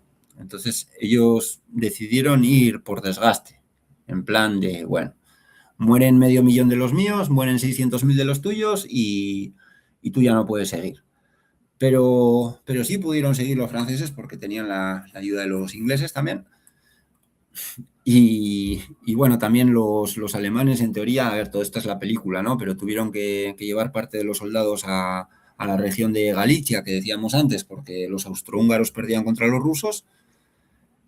Y nada, caballero, así 4 años, mientras la región que suministraba el 90% del mineral de hierro para los alemanes, pues ahí estaba, que nadie la atacaba, ¿no? Entonces podemos seguir leyendo. En efecto, en plena guerra, el director de las minas envió el siguiente mensaje al senador Berenger. Si la región de Thionville-Bray fuera ocupada por nuestras tropas, Alemania vería reducida su producción a los aproximadamente 7 millones de toneladas de minerales pobres que extrae en Prusia Oriental y en varios estados más. Todas sus producciones quedarían paralizadas. Nos parece entonces que es posible afirmar que la ocupación de la región de Thionville pondría fin de forma inmediata a la guerra, porque privaría a Alemania de casi la totalidad del metal que necesita para sus armamentos. El Estado Mayor francés y el presidente de la República fueron ampliamente advertidos. Incluso le fueron suministrados a Ponquer dosieres completos sobre este asunto por el diputado Enguerrand. Ponquer se negó a intervenir. El Estado Mayor rechazó realizar ninguna ofensiva cerca de Bray. A falta de la ofensiva de reconquista del terreno, se hubiera podido bombardear Bray para inutilizar las instalaciones. Por el contrario, se aprobaron acuerdos secretos entre los Estados Mayores francés y alemán a fin de que los trenes repletos de mineral que se dirigían hacia Alemania no fueran bombardeados en ninguna circunstancia. Digamos de pasada que, claro está, estos mismos estados mayores habían decidido igualmente no destruir sus respectivos cuarteles generales. Claro, porque esa es otra, ¿no? No se atacaban entre los cuarteles generales. Tampoco atacaban las minas en las que estaban produciendo todo lo necesario para la industria armamentística. Y bueno, nos dice, ¿no?, que las dos bandas de gángsteres regulares, algunos aviadores franceses, no obstante, desobedecieron las órdenes recibidas y lanzaron algunas bombas sobre las instalaciones de Bray. Fueron castigados severamente. Eso es lo que dice el libro negro del capitalismo. Y bueno, ya que la otra vez que hablé contigo te decía que yo empecé con la investigación con lo del tema del Día de la Marmota, ¿no?, el 2 de Sí, febrero, a decir verdad, esto fue lo primero que me abrió los ojos. Te hablo del año 2000, mi primer año de universidad. Yo me leí este libro y nunca nadie supo explicarme esto. Y no solo nadie me lo supo explicar, sino que yo tampoco podía comprobar si esto era verdad, ¿no? Bueno, esto es lo que dice el libro, pero ¿es verdad o claro. no es verdad, no? Entonces, bueno, pues nos vamos a la historia oficial y nos dice que efectivamente todo es verdad. O sea que prácticamente todo dependía de esas minas. Todo dependía de esas minas. Los franceses se las regalaron a los alemanes desde el primer día y nunca las atacaron. Si algún avión echó alguna bomba por ahí, ¿Fue castigado? automáticamente fue sancionado, sí, y no permitían tampoco que se pudiese atacar a los convoys, ¿no?, a la logística. Ujú. Vale, vale, vale. Francia no bombardeó ni atacó a las minas. Esta cuenca, ubicada en Lorena ocupada, producía cerca del 80% del acero y el hierro para Alemania. Entonces Mm. yo le pregunto a la IA, ¿por qué Francia nunca atacó? Y bueno, pues ahí vienen las historias que se inventan los magos, ¿no? Acuerdos tácitos. En la primera etapa de la guerra existió un pacto implícito de no agresión aérea sobre centros siderúrgicos mutuos. Las minas alemanas Eso no se lo no puede fueron, eso no se lo puede creer nadie. bueno, en teoría no, pero la mayoría de la población mundial hoy en día se sigue creyendo todas estas chorradas.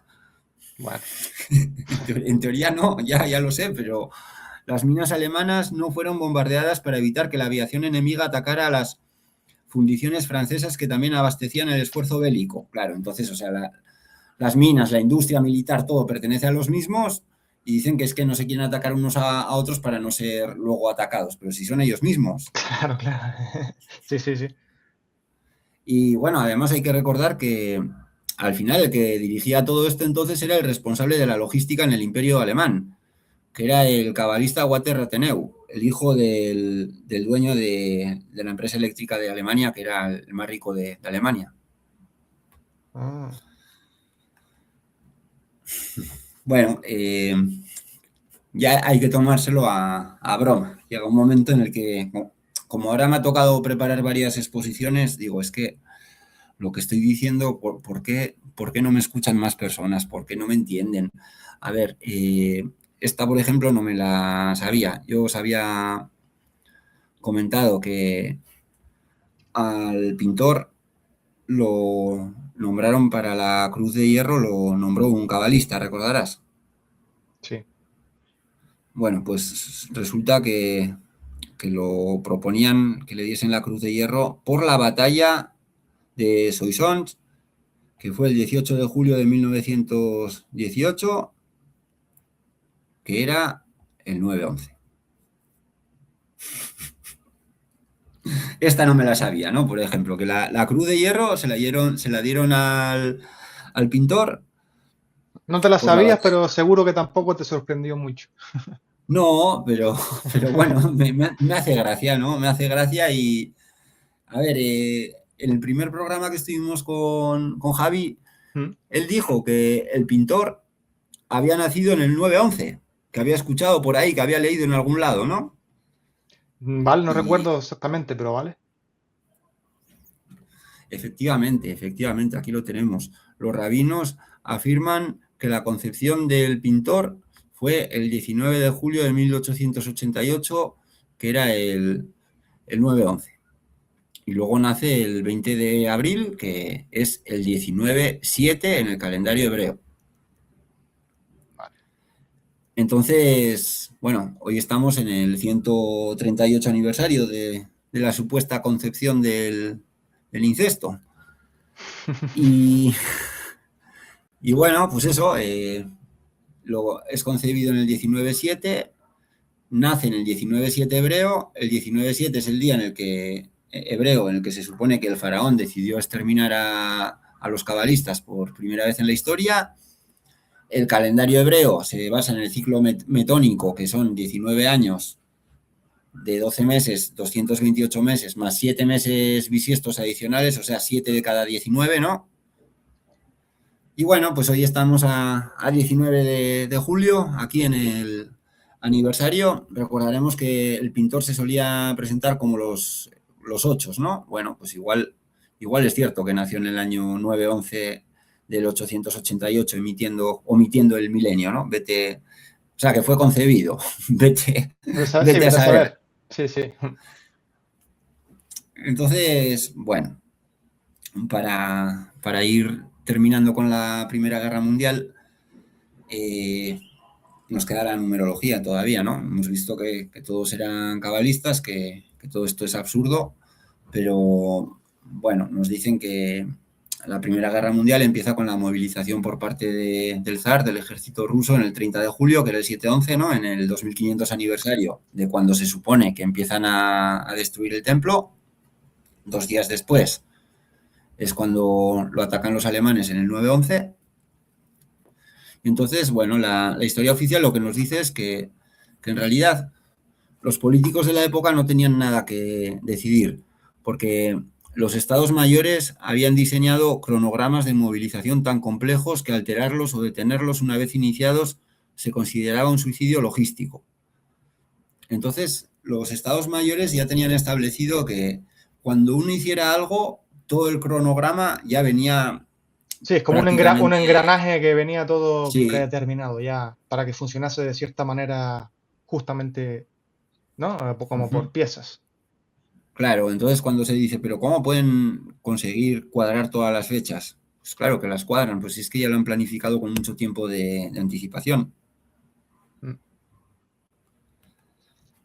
Dicen, bueno, a ver, dicen que en teoría, claro, porque es que aquí hay otro asunto. A ver, si uno trata de analizar la Primera Guerra Mundial, lo primero es, bueno, si en 1905 Rusia perdió contra Japón, que Japón no era nada en aquella época todavía, ¿cómo puede ser que la Primera Guerra Mundial empieza porque el zar ruso moviliza el ejército sabiendo las consecuencias que va a tener si el zar no había podido con Japón? ¿Cómo narices iba a poder contra Alemania y el Imperio Austrohúngaro juntos? O sea, que sí, que iba a tener apoyo de Francia y tal y cual, pero en el frente oriental estaban solo los rusos. ¿Cómo se iban a enfrentar ellos a Austria-Hungría y a Alemania si ni siquiera Sin habían podido apoyo. con Japón? Sí, sí, sí. Y cuando perdieron contra Japón, en teoría ya sabes que entonces es cuando se da la primera revolución en Rusia, que dicen que el 90% de los revolucionarios eran cabalistas, que ante la derrota rusa contra Japón rebelaban al pueblo, ¿no? Entonces, ¿cómo te vas a meter después de esa experiencia en una guerra contra Alemania? O sea, es que es una locura por un lado, ¿no? Pero por el otro lado es todavía peor, porque ¿cómo el emperador alemán va a decidir ir contra Rusia sabiendo que tiene la gran competencia con los franceses y con los rusos? Según la historia oficial, Bismarck, el que creó Alemania, su estrategia fue llevarse bien siempre con Rusia. O sea, en teoría, ¿no? En la película que nos cuentan, Sí. sabía que su competencia y su problema eran Inglaterra y Francia, y bueno, sobre todo Francia con el que tenía frontera, entonces que había que llevarse bien con Rusia y aislar a Francia, ¿no? Así es como se crea Alemania y todo, pero luego resulta que no, que es que deciden que no importa, nos metemos con Francia y con Rusia a la vez. ¿Pero cómo te vas a meter a la vez con los dos? ¿Qué ganaba Alemania contra Rusia? ¿Qué, ¿Qué ganaba? O sea, es que es un despropósito completo. ¿Qué le interesaba a Alemania? Dice, no, querían tener territorios en el este. A Alemania, en todo caso, lo que le podía interesar era desarrollar los imperios donde estaban los imperios franceses y ingleses en América, en Asia, en África, en todas partes. Pero Sí. bueno, hay un error mayor todavía que aquí no lo tengo ahora en la presentación. En la Guerra de los 7 Años, que viene a ser el precedente de la Primera Guerra Mundial, porque también fue en los 4 continentes, Prusia estaba para desaparecer y ahí va a perder, cuando todavía no habían creado Alemania ni nada. Pero resulta que entra un zar nuevo, hay un cambio de zar y el zar era de San Petersburgo, que, bueno, es que San Petersburgo era una colonia alemana, ¿no? Prácticamente todo lo crearon alemanes en San Petersburgo. Por eso se decía que era una ciudad muy europea, ¿no? Porque, claro, porque es que eran cabalistas franceses y alemanes los que crearon San Petersburgo. Entonces, en teoría, entró un nuevo zar y dijo, no, no, que yo admiro a Prusia porque, bueno, mi ciudad, San Petersburgo, ha sido creada en muchos sentidos gracias a los prusianos y yo me quiero llevar bien con Prusia, entonces yo decido que Prusia sobreviva, porque fue así, según la historia oficial, y permitió que Prusia continuara. Si no, en un mes hubiesen acabado con Prusia. Entonces, Prusia existía gracias a Rusia. El emperador alemán era primo hermano del zar y de la zarina. ¿Cómo, ¿Cómo se van a atacar entre ellos de verdad? Pues se atacan porque obviamente ellos son los de arriba y los que se matan en las trincheras, en el frente oriental, que también hubo guerra química, luego lo vamos a ver, pues somos los monos. Mm. Dicen que bueno, que eso también, que ya estaba todo programado, ¿no? Que había muchos acuerdos, la alianza franco-rusa, por ejemplo, ¿no? Entonces, que una vez que empieza la movilización el 30 de julio, como que todo se dispara y automáticamente ya todo el mundo sabe lo que va a pasar. Pero al mismo tiempo, claro, uno se pregunta, ¿pero por qué Alemania invadió Bélgica?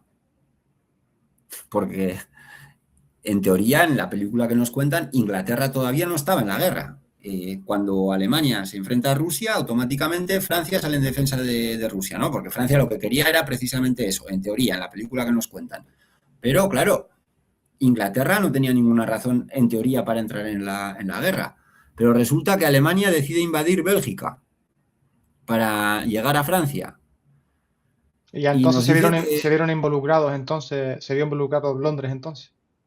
sí, porque estaba el Tratado de Londres desde 1839 asegurando la neutralidad de Bélgica. Ujú. Entonces nos dicen que es que no, que es que los alemanes creían que Gran Bretaña no iba a respetar ese acuerdo. O sea, primero nos están diciendo que todo se dio porque ya estaban todos los acuerdos establecidos, entonces que al pegar el primer disparo todo ya iba de manera automática, pero al mismo Y luego tiempo... se rompe el acuerdo porque no confío en el acuerdo. Exacto, exacto. Entonces, bueno, nos cuentan con que ellos pensaban que los belgas les iban a dejar pasar y tal y cual, y que no les iba a importar el Tratado de Londres de 1839, firmado por Prusia. O sea, es que, a ver, que esto no es un acuerdo que igual Prusia no conocía o yo qué sé.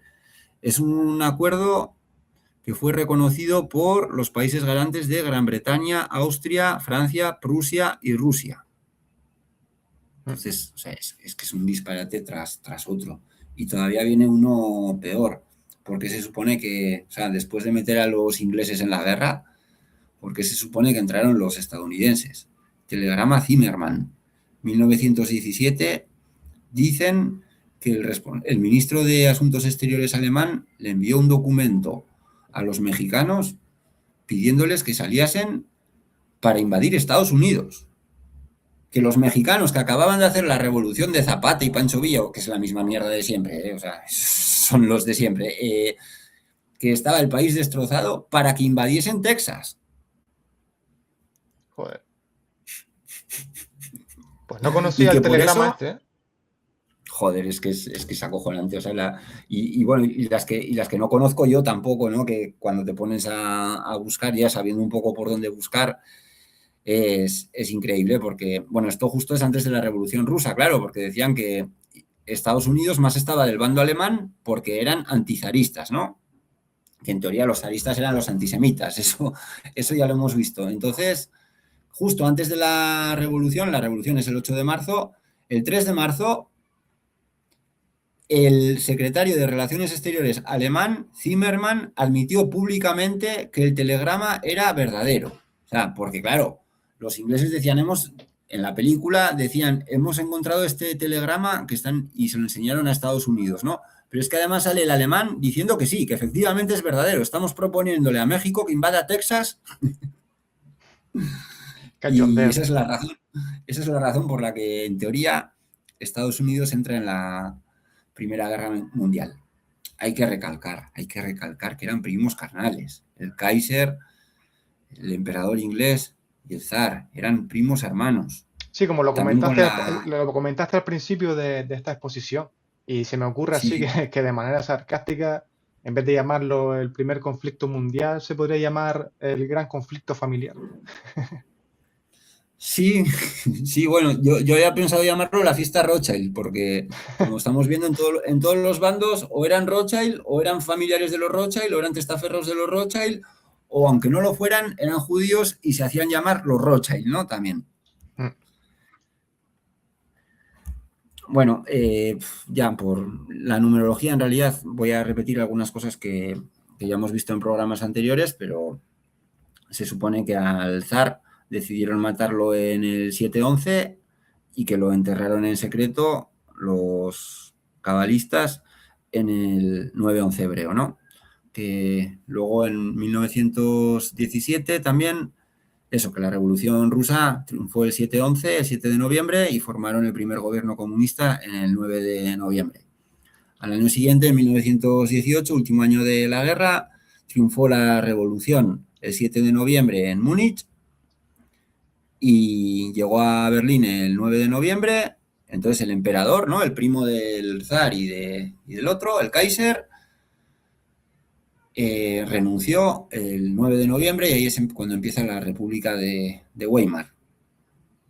Al año siguiente bueno, o sea, la Primera Guerra Mundial terminó el 11 del 11 de 1918 a las 11, el 11 del 11 a las 11, se veía venir, ¿no? Que era un doble testimonio de que la guerra no terminaba de verdad.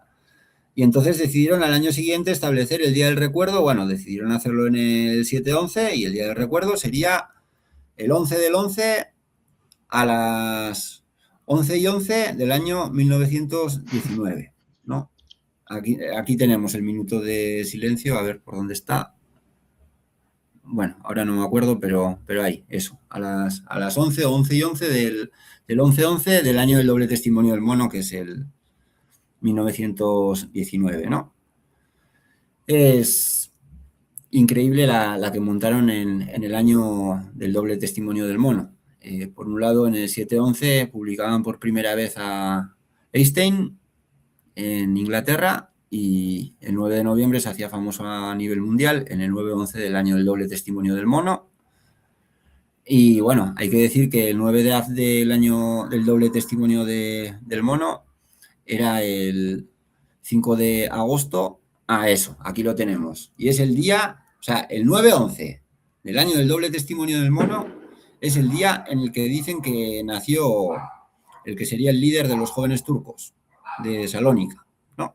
Que hemos visto antes. Vale. El creador de la República Turca. Y bueno, por ver un poco más de numerología, el primer bombardeo aéreo de la historia fue en el 1-11. Bueno, aquí tenemos un 9, 11, otro 11, ¿no? Y otro 11.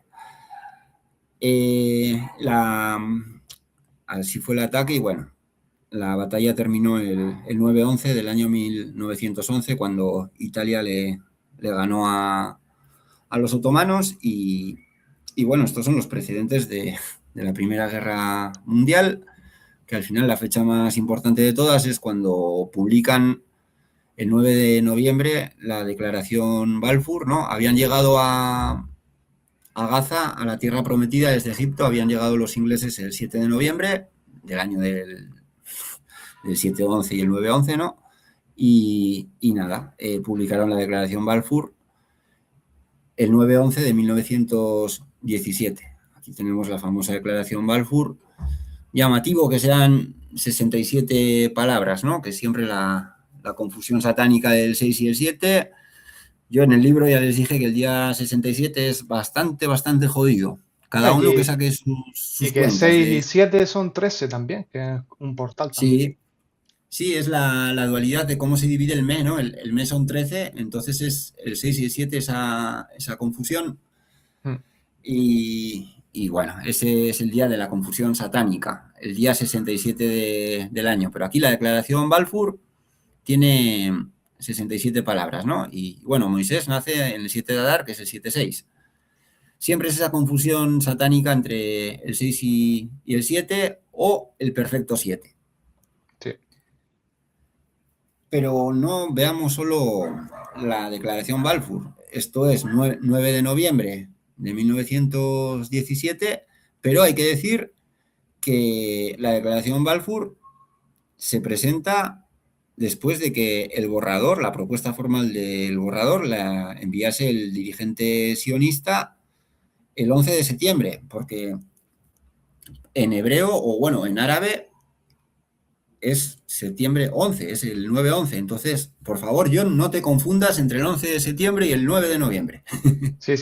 Al principio de todo, sí tengo que reconocer que me hice un lío con eso. Ah, bueno, sí. O sea, lo digo en el sentido de que dependiendo del contexto, el lugar, los perjudicados, claro. te pueden meter uno o te meten el otro, ¿no? Aquí, como estamos hablando de sionistas y ellos leen de derecha a izquierda y además, bueno, va directamente para Palestina, pues te meten el 11 de septiembre, ¿no? El 9-11 de los musulmanes. Pero cuando lo ven en plan mundial como la primera vez que se discutió el futuro de Palestina, pues ahí fue en el 9 de noviembre, ¿no? Okay. A veces es complicado manejarlo, pero como digo, No, y ellos también, tenían y también lo mucho... que dices tú de que, claro, como muchas cosas están escritas en inglés, pues ellos ponen primero el mes que el año, o al revés que nosotros. Entonces, claro, Si estás leyendo un texto que está escrito en inglés, para investigar, estás leyendo algo escrito en inglés, pues tienes que tener en cuenta también todo eso, para no confundirte, sobre todo. Sí, y es en inglés y es también en árabe. Entonces, claro, cuando tú juntas ingleses y árabes, ahí pon 11 de septiembre, ¿no? Por ejemplo, tenemos las Torres Gemelas. Mm. Entonces, bueno, pues vemos que la Asociación de Colonización Judía fue creada en el 9-11 de 1891 y que, bueno, que fue justo también en el 9-11, 30 años después, en el aniversario, cuando se creó la primera aldea agrícola cooperativa del movimiento sionista en el mandato británico de Palestina. El mandato británico de Palestina empezó el año siguiente, en el 9-11 de 1922. Ahí es cuando ya se crean las bases y se lleva a cabo la división territorial para empezar a crear el Estado judío, ¿no? Luego, bueno, ya cuando la cosa es más grande, ahí hay que recurrir al 9-11 del calendario hebreo. Ya te digo que es un poco confuso a veces saber en qué 9-11 la van a hacer, ¿no? Pero en 1929, en el 9-11, se manifestaron en el Muro de los Lamentos diciendo que ellos se querían adueñar de esa parte, que hasta entonces, bueno, pues siempre había sido de los musulmanes, porque ahí está la mezquita de Al-Aqsa. Y bueno, aquí nos dice que eran miles de judíos, pero obviamente eran 6.000.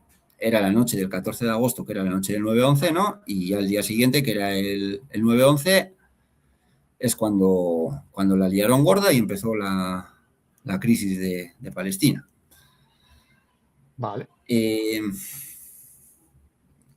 Por poner otro ejemplo, bueno, todo esto se dio gracias a que fracasó la primera batalla, ¿no? La que hablábamos de que los alemanes entran por Bélgica y tratan de llegar a París, pero no lo consiguen porque pierden en la batalla del Marne, que fue en el 9-11. Sí, Eh, esta gente tiene una tabla Excel con todas las fechas y bien calculadas para incluso hasta los borradores hacerlo en fechas concretas. sí, sí, a veces uno no sabe, en algunos casos lo adornarán un poco y no será efectivamente así o siempre lo cumplen al 100% a rajatabla, ¿no? Pero es impresionante. Uno se queda sin palabras, por un lado, por ver que siempre son ellos, ¿no? Y que la gente no lo quiere entender.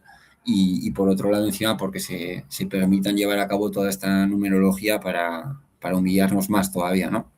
Ya. Sí, sí.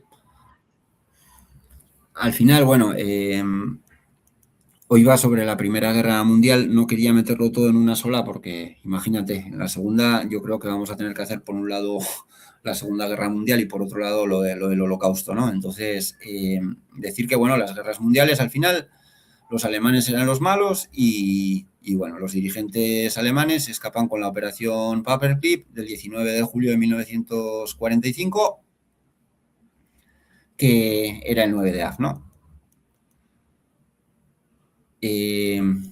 Todo esto dirigido por la familia Bush y por el creador de la CIA.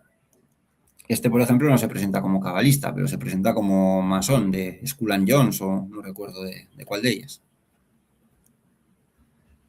Se nos ha quedado pendiente el tema de los búlgaros, que creo que no tiene mucha importancia, pero bueno, sí hay que decir que el principal periodista y editor búlgaro, pues era uno de ellos, y bueno, caballero, que bajas en la Primera Guerra Mundial, 40 millones, entre 15 y 22 millones de muertos y 21 millones de militares heridos, lo que sitúa entre los conflictos más mortíferos de la historia de la humanidad.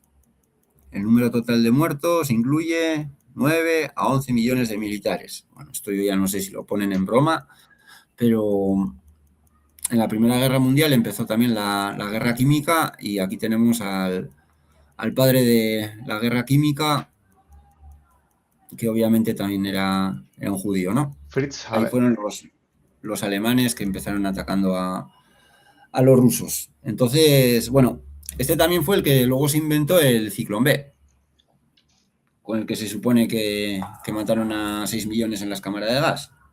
Sí. pues hasta ellos habían inventado el ciclón B también, ¿no? Y nada, pues la Primera Guerra Mundial ya termina con el Acuerdo de Versalles, el Palacio de los Espejos, que hemos dicho, en el 5.º aniversario de la supuesta muerte del archiduque, ¿no? Por el que empieza la guerra. Vaya, vaya. Entonces, a mí no me pueden decir que ellos no ven las fechas, porque ellos sí las ven y lo demuestran, ¿no? Lo hacen a propósito. Sí, sí. Ese es un poco, en resumen, no sé si he ido demasiado rápido, lo que pasa que esta presentación es la primera vez que la hago y bueno, como no sabía también cuántas preguntas habría por tu parte, igual he avanzado mucho, No, no, no, pero... no, ha estado muy bien, ha estado muy bien. Me gustaría a lo mejor, si es posible, que intentases en unas poquitas frases, en 4 o 5 frases, condensar tu visión, lo que tu forma de verlo y simplificarlo sobre todo lo que has expuesto. Bueno, pues tratando de resumir, creo que lo primero que hemos visto y más importante es que una sola familia, los Rothschild, en la práctica dirigían los imperios de todos los bandos y que en cada uno de los bandos, sin importar si había una izquierda o había una derecha, en ambos casos también eran siempre ellos, ¿no? Ujú. Eh, Ellos ya tenían establecido que iban a crear Palestina, habían creado ya, pues eso, desde 1891 ya estaban en ello y asimismo controlaban la prensa en todos los países, los emperadores eran familiares, se cumplió toda la numerología a rajatabla y la Primera Guerra Mundial estaba establecida para provocar después una Segunda Guerra Mundial.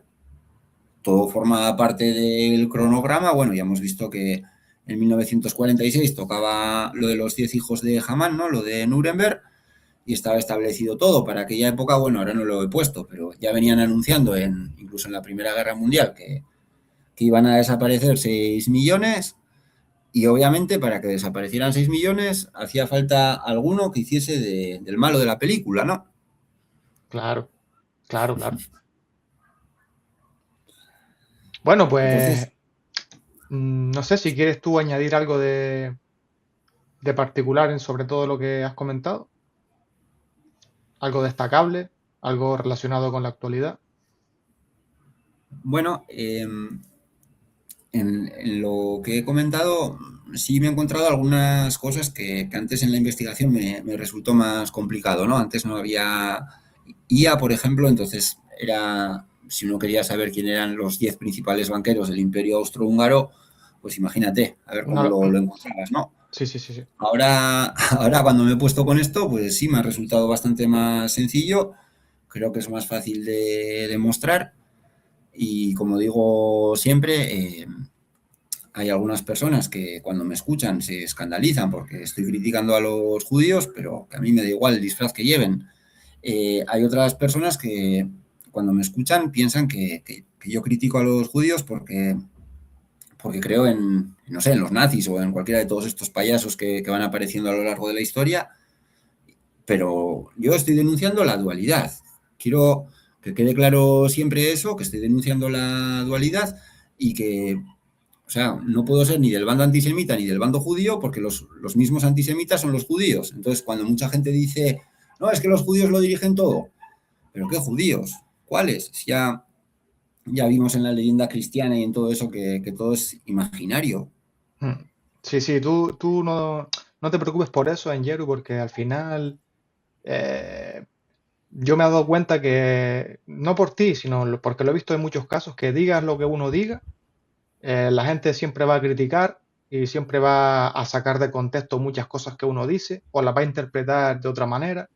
Entonces no hay que centrarse mucho en eso, hay que exponer las cosas como uno las ve y como dijo alguien una vez, uno es culpable de lo que dice y no de lo que entiendan los demás. Sí, sí, pero bueno, uno se esfuerza en explicarlo de la mejor manera posible, ¿no? Y se siente un poco frustrado cuando no consigue el objetivo de hacer entender a los demás. Creo que generalmente estas opiniones son porque no han escuchado toda la explicación, no han visto toda la secuencia. Ahora, bueno, estoy ordenando todos los vídeos, los que he hecho contigo y con Jorge, Aprovecha también por para dar a temas. conocer tu canal y así Ujú. invitar desde aquí a todos a que se unan y estén al corriente. ¿Cómo Sí, pueden encontrarte? bueno, mi canal se llama El Planeta de los Magos, El Planeta de los Magos en YouTube. Y bueno, ahí están, esta va a ser la sexta presentación, ¿no? La primera que hicimos con Javi, con Jorge, era la profecía del 22 de julio, que es la que estamos esperando. Luego, bueno, tenemos el Día de la Marmota que hice contigo, la leyenda antisemita, la revolucionaria, la leyenda cristiana. Esta es la sexta y aparte, bueno, ahora como he tenido otra entrevista, he explicado un poco cómo veo la situación para el 22 de julio, ¿no?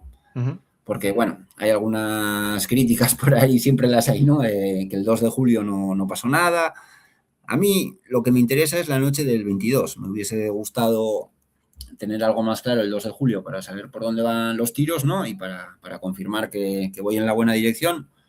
No lo tengo, pero bueno, como ya he explicado en el otro vídeo que también voy a subir en mi canal, eso no me preocupa. Lo importante es si acierto para la noche del 22 de julio o no. Puede que el 21, que es el Sí, 7-11. que como hablamos puede ser 21, 22 o incluso 23, ¿no? Por ese pequeño desfase ahí.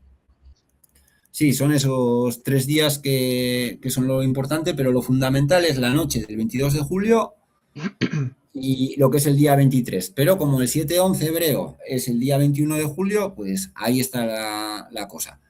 Ujú. Puede que me equivoque y falle. Yo sigo pensando que voy a acertar. Eh, como la otra vez acerté, pues también hace que esté más confiado, ¿no? Pero bueno, lo que digo siempre, yo presento pruebas muy claras como la de esta exposición y es el colmo que tenga que adivinar el futuro para demostrar que 2 más 2 son 4. Sí, sí. Pero bueno, sí, sí. Faltan un par de días nada más, de todas maneras. Sí, sí, sí. Estoy impaciente. Entonces, bueno, ahora se viene la final del Mundial, ¿no? Si me preguntabas por la actualidad, todo el mundo está hablando de este tema Sí, de Messi cuando bañó a Lamine Yamal con el 19 y todo eso. Bueno, ya sabes que el 19 es el mono. También he opinado un poco sobre eso, pero eso a mí me parecen cosas minúsculas. El que va a aparecer hoy, para mí, hoy no va a aparecer ni Messi, ni Lamine, ni nadie. El que va a aparecer entregando el título de la Copa del Mundo es el Mesías, ¿no? Entonces, para mí el Mesías es Trump. ¿ya sabes quién va a entregarlo? Sí, será Trump, seguro que lo entrega él. No sé, no sé. Yo es que no estoy muy al corriente de todo eso. Bueno, no lo había pensado, a decir verdad, pero sí, lo doy por hecho que lo entregará él y que él estará ahí, sí. Mm, curioso, curioso. Sí, me han preguntado también, bueno, si podría haber un supuesto asesinato de Trump, ¿no? Ya se han inventado anteriormente y sí, es una posibilidad que se invente la muerte de Trump y que en teoría por eso haya una gran represalia sobre Irán. Yo no estoy seguro de lo que va a pasar, pero bueno, yo ahí tengo todos mis números y no ha cambiado nada. Sí, tú ya has puesto Es las más, cartas sobre la mesa sí, y has dicho todo lo que tenías que decir. Ahora es cuestión de esperar a ver qué pasa. sí, lo del 17 de junio del Palacio de los Espejos de Trump, pues me hace pensar que voy bien. Si al final no sucede nada, pues mira, pues me equivoqué, pero por lo menos lo intenté. Hace mucho tiempo que tengo esta investigación y yo tengo que intentarlo de todas las maneras posibles, porque como acierte, entonces ya vamos a decir que hay dos tipos de historiadores en este mundo, Sí. los que hablan del pasado y los que aciertan el futuro, ¿no? Yeah. Pues sí, Sí. y es como dices tú, es un poco triste que incluso haya que adivinar el futuro para que la gente te preste un poco de atención y te crea. Sí, bueno, si no es ni que me crea, es que el que tenga dudas que investigue Investigue por por sí su mismo, cuenta. claro. Sí, sí, sí, sí. Es que hablábamos de la educación obligatoria, pero ¿quién se encarga de la educación obligatoria? O sea, que seguro que hay profesores buenos, pero son funcionarios que tienen su plaza y les importa un pimiento hacer toda esta clase de investigaciones. Me refiero a los que son profesores de historia, etcétera. Ellos se sacaron su plaza repitiendo las mismas tonterías que les enseñaron Mm. y quieren morir repitiendo las mismas y lo que no quieren para nada es que alguien les moleste y que todavía puedan poner en riesgo su Claro. valioso trabajo, ¿no? Cuando lo Sí, único sí. que están haciendo es crear cabezas cuadradas. Sí, así mismo es. Así mismo es, hermano. Son una pieza del engranaje que crea más piezas del engranaje. Sí, entonces, bueno, decir que si alguna vez hay algún historiador, si alguien conoce a algún historiador que quiera debatir, pues encantado de la vida. Es que el problema es que nadie quiere debatir. Bueno, todo se irá viendo a ver si va apareciendo alguien por ahí. Ujú. Sí, entonces, bueno, decir a quienes me escuchen que si quieren que podamos debatir con cualquier Ah, persona sí, de claro, cualquier que lo nombre. ideología, sí, adelante. Y bueno, por otro lado, también si conocen a algún youtuber que crean o youtuber, periodista, lo que sea, que pueda difundir todo esto y vaya a estar interesado, adelante, que difundan mi libro, mis videos, todo. Y bueno, cualquier cosa, estamos para aclararlo. Perfecto. Aprovecho para recordar que en los vídeos anteriores con Angeru, en la descripción de los vídeos, están los enlaces para sus libros, ¿vale? Ujú. Muy bien. Pues Angeru, muchísimas gracias, hermano, una vez más. Sí, muchas gracias a ti. Ahora ya solo queda esperar a ver qué pasa y bueno, pronto hacemos otra presentación. Claro, aquí estamos siempre que quieras. Muy bien, saludos. Un Chao. abrazo fuerte, hermano. Chao.